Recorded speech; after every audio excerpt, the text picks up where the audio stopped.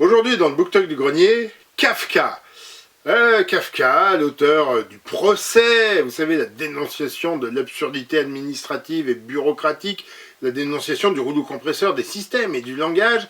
Ce livre, je l'ai trouvé dans une librairie, dans une caisse de livres d'occasion à 2 €, mais en fait, lui, il était plus cher et j'avais pas fait gaffe. Et je me suis dit que ça allait en valoir la peine, parce que j'avais jamais lu de Kafka, c'était l'occasion. Ouais, alors...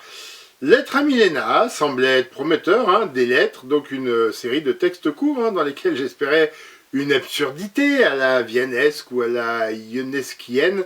Et j'aurais dû lire la 4e de couverture, parce que c'est une vraie correspondance entre l'auteur et avec une femme dont il était amoureux.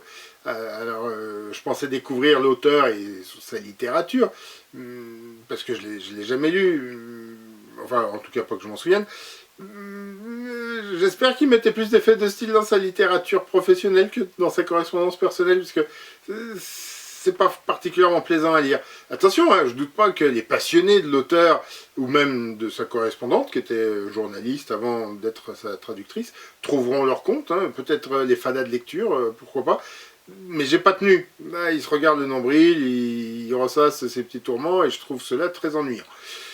Et puisque j'en espérais beaucoup, c'est décevant, c'est frustrant. Bref, j'ai lu Lettres à Milena de Franz Kafka, pour que vous n'ayez pas à le faire si vous n'êtes pas un féru kafkaïste. Alors abonnez-vous pour me remercier.